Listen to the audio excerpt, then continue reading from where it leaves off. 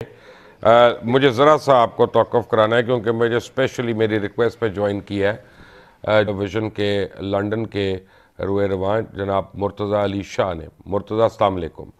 मुर्तज़ा, मैं नाजरीन को पहले बता दूं, नाजरीन मुर्तज़ा अली शाह जो है स्पेशल कीनिया भी गए और उस फार्म पे भी गए, उस फायरिंग रेंज पे भी गए जहाँ अरशद शरीफ ने अपने आखिरी औकात आखिरी घंटे गुजारे। उन लोगों को भी मिले, उन नौकरों को भी मिले जिन्होंने अरशद शरीफ की खातिर मदारात की। और मुर्तज़ा अली शाह की बड़ी फाइंडिंग्स है कीनिया के अंदर, वो क्या है मुर्तज़ा आप खुद बताएं जी सारों को।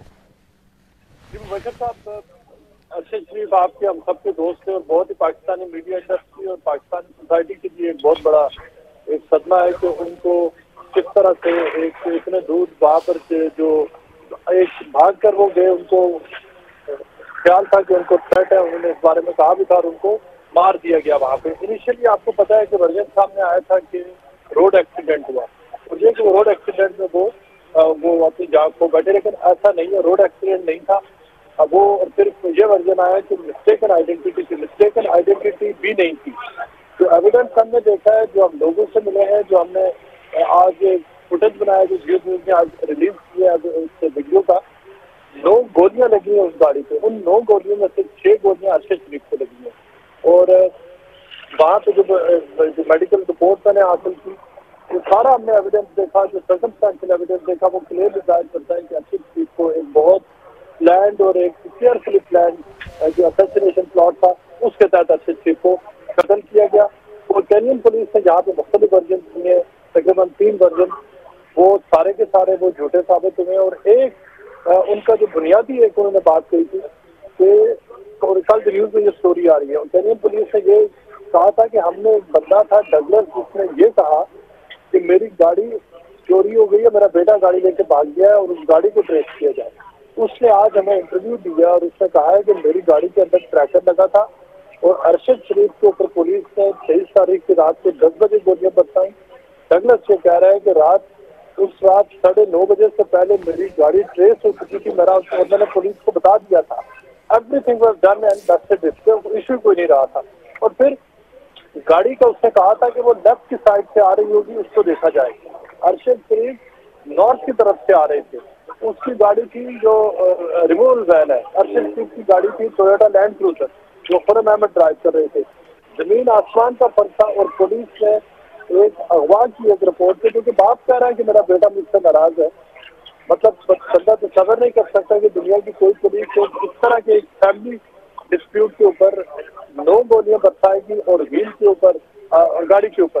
और वहां पे एक जो अरशद शरीफ है, उनको वहां से आके उनके सर में भी गोली मारी और पीछे से जो गोली मारी वो उनको पीछे से होते हुई आगे से निकली। सर उनके जो सर में 12/3 का डैमेज हुआ, जो होल बना, और उनका जो चेस्ट है, चेस्ट में उनकी गोली मारी जिसकी वजह से उनका जो लंग्स है उनका इमीडिएट उसका रप्चर हुआ। ये वो हालात है जिनमें अरशद शरीफ का वहां पे बशर साहब कत्ल हुआ है केनिया में। अच्छा, मुझे ये बताइएगा कि ये क्यों छुपाया जा रहा है कि उसको टॉर्चर हुआ था, उसके साथ इतनी ज्यादती हुई थी, ये क्यों छुपाया जा रहा है? देखिए, मुझे इस बारे में मैं अभी तक सिर्फ वो चीजें रिपोर्ट कर रहा हूँ जिनके बारे में मेरे पास एविडेंस है, कि जिन चीजें मैंने खुद देखी है। मैं सिर्फ इसके जो टॉर्चर के हवाले से अभी तक मेरे नॉलेज में ये चीज नहीं आई है, क्योंकि ये अभी देखिए बहुत सारी चीजें तो इसमें नई चीजें अब सामने आ रही हैं। तो ये बहुत बड़े एस्पेक्ट हैं जो अगले। अच्छा मुर्तज़ा, आप यहाँ पे रुक जाएं, आप ज़रा मुश्किल सवाल के लिए तैयार हो जाएं थोड़ा सा। आपसे मेरी दोस्ती अपनी जगह, लेकिन मेरा सवाल करना मेरा फ़र्ज़ है आपसे। जिस दिन अरशद शरीफ का कत्ल हुआ, मैंने रात को 3:30 बजे तकरीबन मुझे जब पता चला तो मैंने आपको फ़ोन किया लंदन में। जी, आपने किया था। और आपने मुझे कहा कि इत्तला ये है, अभी कंफर्म नहीं है, कि गालिबन कोई फायरिंग हुई है और उसमें उनकी डेथ हो गई है और अभी ये नहीं पता किसने फायरिंग की है। यहाँ पे रुक जाइएगा, यही कहा था आपने। उसके फ़ौरन बाद मैंने पहले अम्माद यूसुफ को फ़ोन किया ARY में, और उनको मैंने पूछा तो उन्होंने मुझे कहा एक ट्रैफिक एक्सीडेंट है, रोड एक्सीडेंट में, जिसकी उस तरह डेथ हो गई है और ये कंफर्म हो गया। तो मैंने अम्माद को पूछा जो ARY के रुए रवाएं, मैंने कहा अम्माद आपको किस तरह ये पता चला सारा, कोई कॉरस्पॉन्डेंट तो नहीं है वहाँ पे ARY का? उनका नहीं, हमें फैमिली ने बताया। तो मैंने कहा क्या फैमिली साथ है उनके? तो तो उनमें से तो कोई हर्ट नहीं हुआ, तो उनका ये मुझे नहीं पता, लेकिन फैमिली ने मुझे बताया और कंफर्म किया, हमने वही खबर चलाई है। जी। अगले दिन मेरी काशिफ अब्बासी से बात हुई। काशिफ अब्बासी ने मुझे पहले ये कहा, और काशिफ का आपको पता है मेरा क्या ताल्लुक़ है, तो काशिफ ने मुझे ये बताया कि जब ये इतला आई तो मुझे कहा गया मैनेजमेंट की जानिब से कि तुम पहले फैमिली को जाके बता दो ताकि उनको मीडिया की तरफ से ना पता चले और वो उनके लिए तकलीफ दे होगा। मैं ऑन रिकॉर्ड तीनों बातें बता रहा हूँ, मुर्तज़ा अली शाह की भी, अमाद यूसुफ की भी, काशिफ अब्बासी की भी। आप मुझे बताएं कि वो जो कवर अप था कि फैमिली ने बताया ट्रैफिक एक्सीडेंट वगैरह, उसकी क्या वजह हो सकती है? मैं आपको इसके बिल्कुल इसकी लॉजिकल मैं आपको एक्सप्लेनेशन देता हूँ, क्योंकि देखें वो सारा कुछ कोई इमेजिन नहीं कर सकता था कि ऐसा होगा। मैं अगर अमाद यूसुफ की जगह मैं होता, मैं आपको अगर उस सिचुएशन में बता रहा, देखा उन किसी को नहीं पता था। ये रिपोर्ट एक्चुअली केन्या से पहली रिपोर्ट यही गई थी। उन्होंने जो बात की है, मेरा ख्याल है उन्होंने वही बात की है जो उस वक्त सबने की है। वो ये जब मैं आपको बता रहा हूँ वो बात आई कहाँ से, जिस पुलिस ऑफिसर ने वो रिपोर्ट लिखी है, तो पहली रिपोर्ट थी, उससे भी मिला हूँ। उनको जो इंसिडेंट रिपोर्ट ये मिली थी कि ट्रैफिक मगादी और चिंचरियन रोड का जो जंक्शन है वहाँ पे ट्रैफिक एक्सीडेंट हुआ है, और ट्रैफिक एक्सीडेंट में वहाँ पे, अच्छा ये पहले मेरी बात सुनिए। वो पहले जो वर्जन है वो खुरम अहमद की तरफ से गया है फैमिली को या किसी को भी पाकिस्तान में जो रोड एक्सीडेंट हो गया, खुरम अहमद ड्राइवर थे। अब पुलिस ने उसके, अच्छा ये सबसे पहली खबर थी कि रोड एक्सीडेंट हो गया। उसके बाद थोड़ी देर के बाद जब पुलिस को प्रेशर पड़ा, उनको तो अंदाजा फिर हुआ कि ये कितना बड़ा बंदा जहाँ पे उसके वो कत्ल हो गया।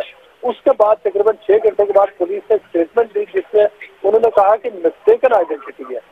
तो पहली जो रिपोर्टिंग हुई है वो खुरम अहमद ने की है, क्योंकि खुरम अहमद को इत्तला मिली है। जो हमारे ड्राई है उनका ये कहना है कि उन्होंने जो कराची की जो है तारक बस्ती उनको बताया कि इस तरह से ये हो गया है, और तारक बस्ती के कहने पे ही उन्होंने वो अरेंज कराया था उनका स्पॉन्सरशिप। लिहाजा ये तो बिल्कुल इनिशियल रिपोर्ट थी। आई एम श्योर कि उन्होंने उसी बेस पे कहा कि उन्होंने ठीक है, मैंने मान लिया, लेकिन फिर हमें एक और वर्जन आया कि जी यूके में थे, पता चला बाद में यूके में नहीं थे। फिर ये पता चला दुबई से उनको भगाया गया, पता चला भगाया नहीं गया, उन्होंने तो पाकिस्तान से अप्लाई किया था कीनिया के वीजा के लिए। अच्छा, यूके वाली बात मैंने कही थी ट्विटर पे, और मैं आपको उसकी भी वजह बताऊं कि अरशद की जो मेरी बातचीत हुई फोन पे, उन्होंने मुझे यूके सिम से मुझे कॉल किया था। 2 दफा हमारी 4 तारीख को और 5 तारीख को बात हुई, यूके सिम थी। मैंने उनसे कहा कि अगर आप यूके में हैं तो लेट्स मीट अप। तो कोट अनकोट उन्होंने कहा कि I am just outside of London, तो मैं जल्दी आता हूँ और मैं आके मिलूंगा आपसे। उन्होंने कहा मैं आपसे और अजहर से मिलूंगा। ये मेरी उनसे बात हुई। उन्होंने और भी सुना कुछ लोगों को कहा कि मैं एसेक्स में हूँ, ये क्या वजह है? वो स्मोक स्क्रीन क्यों क्रिएट कर रहे थे? देखें, शायद इसलिए कि किसी को उनकी लोकेशन ना पता चले कि वो कहाँ पे है, और उनकी स्ट्रगल भी हुई थी कि मैं एनोनिमिटी में रहूँ जहाँ पर भी। अच्छा, मैं आपको पहले ये बता रहा था कि पुलिस ने फिर ये कहा कि मिस्टेकन आइडेंटिटी है। उस जो पुलिस की जो प्रेसिडेंट थी वो पुलिस ऑफिसर से मिला जिसने वो लिखी थी, वो फुल ऑफ ब्लू पोस्ट थी। और अगले दिन फिर उन्होंने कहा कि नहीं, वो मिस्टेकन आइडेंटिटी नहीं थी, बल्कि अरशद की गाड़ी से हमारे ऊपर फायर हुआ और हमने उसको रिटेलिएट किया, जिसकी वजह से अरशद की हलाकत हुई। और फिर उन्होंने जो डगलस का कहा कि उसने हमें रिपोर्ट किया था कि उसका बेटा गाड़ी लेके अगवा करके ले गया है और हम ढूंढ रहे थे। आज डगलस ने मुझे इंटरव्यू दिया और उसने कहा कि पुलिस ने सारा झूठ बोला। बाय द टाइम उन्होंने अरशद की किलिंग की, उससे 30-40 मिनट पहले मुझे गाड़ी भी मिल गई थी। मैंने पुलिस को बता भी दिया था और मेरा मामला तो रिजॉल्व हो चुका था।